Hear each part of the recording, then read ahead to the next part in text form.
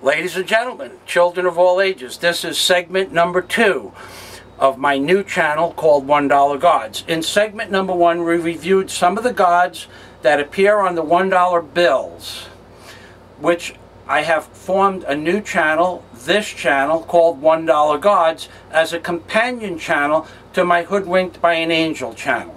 So ladies and gentlemen, we're going to move on to the next topic at hand. After I have shown you several of the gods that appear on the $1 bill, we're going to close that out, and I'm going to bring you what my book looks like, aka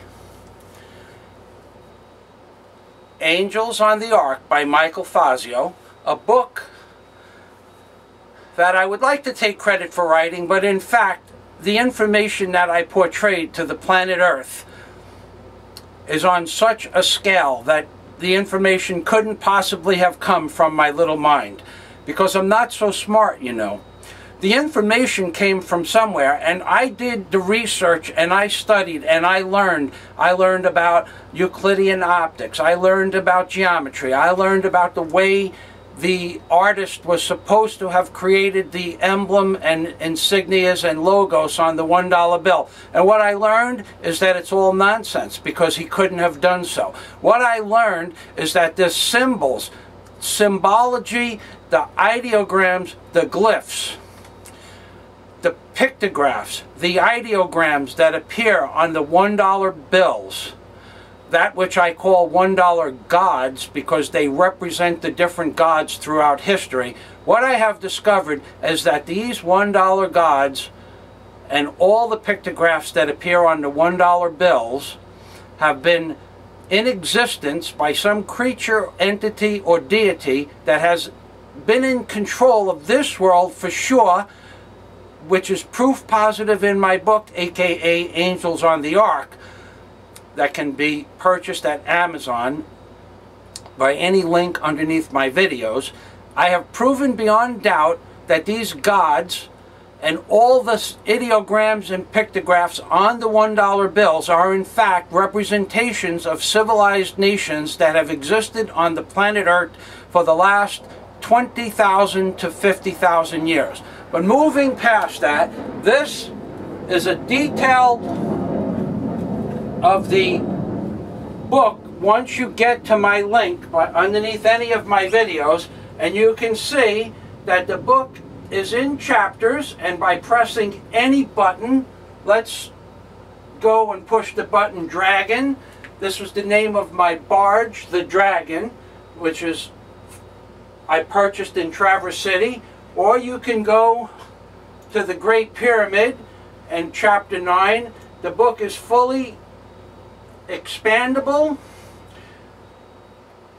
and there is a search engine in the book.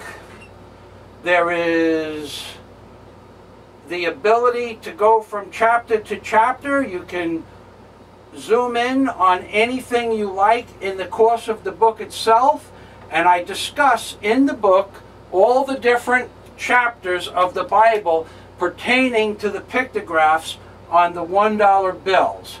Now, this might not seem like much of a book to some people, because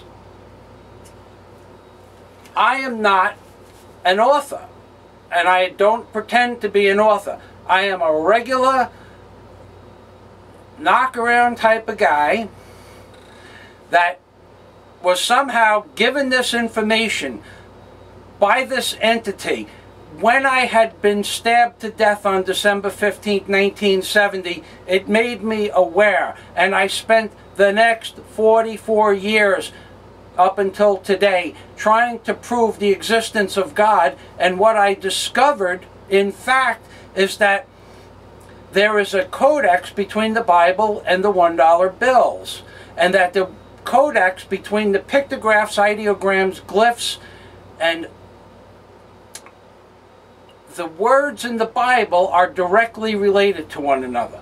But like I said, ladies and gentlemen, the book, you can scroll through the book in page by page, and there are pictures, or you can scroll through the book by going from chapter to chapter. The book is $9.99 and it's located on Amazon.com. And this, ladies and gentlemen, is just one of the many things I have created in my life, aside from boats, bulkheads, decks, docks, kitchens, bathrooms, and so on and so forth. Moving past that, we're going to minimize that, and now we're going to go back to Michele Bachmann, who will be the President of the United States in 2012 because of the word Zion. And now we're going to move back to my home page, and I'm going to show you a few references that you too can see on the $1 bill. This, if you look at this entire picture right here, it looks like a bullock. It could be a goat. It might be a lamb. It has the possibility of being a lion. It has the possibility of being many different pictures due to the fact of something called Euclidean optics. Ladies and gentlemen, Euclidean optics is something that only a few people on the planet Earth have the ability to create, and no one has the ability to create them in such detail as to create the way this works by the refraction, the reflection, the angle of attack of light itself upon a surface is what Euclidean optics involves. And although you can't see this because the bill is laid down in a flat plane, when you take the $1 bill, like so, and fold it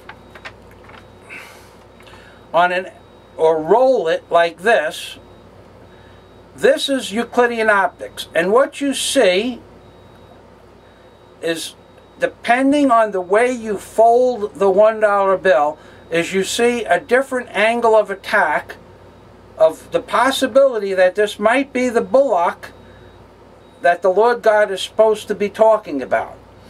But also what this is a seraphim, a six-winged seraphim that surrounds the evil seed of death in this case with its wings. And within its wings is a round circle, a compass or a sphere. And when this compass or sphere is blown up to the point of being in detail like I have in my book, where you can zoom in, you can see a bullock, a goat, a lamb, a ram, depending on the angle of attack that you show these pictures from, and you see them from, depending on your eyesight, depending on the type of light. Right now, if you look at the bottom, it looks like two men's faces looking to the left and to the right. And it looks like there's something coming out of their eyes. It looks like that because that's what it is, ladies and gentlemen. These are one form of gods, but these are more to the point the faces of the seraphim that have eyes before and behind. Ladies and gentlemen, what you are looking at is the most detailed pictographic ideogram, glyphs, and complex forms of Euclidean optics on the planet Earth. You cannot get any more complex than this, and the gentleman that created the $1 bill and put the pictures that you see on the $1 bill in the year 1934 didn't have enough of an education to form 1/1000th, 1/10,000th of the pictographs that appear on the $1 bill. And I can tell you this unequivocally because of this. In the beginning, when Moses received his instructions, aka the 10 Commandments, Moses was told that the first commandment of the Lord God was, "Thou shalt have no other gods before me." The words, "In God we trust," appear on the back of the $1 bill in the central portion. That is, in my opinion, a representation of the Lord God's first commandment, aka, thou shalt have no other gods before me, in God we trust one, are the same words worded differently. That's right, ladies and gentlemen. And these words appear in the central portion of the $1 bill that I am, going on to prove inside the volume of my book that this inside segment of the $1 bill is nothing short of the table that sets upon the mercy seat, or the central portion of the Ark of the Covenant, that which the Shinka of the Lord God sets upon and guides the wandering Hebrews through the desert. This is a representation of the mercy seat of the Lord God upon the Ark of the Covenant. And the entire Ark of the Covenant can be seen by looking at the entire reverse of the $1 bill. Now, why is it that only Michael Fazio has been able to determine that the reverse of the $1 bill is an exact replica of the Ark of the Covenant?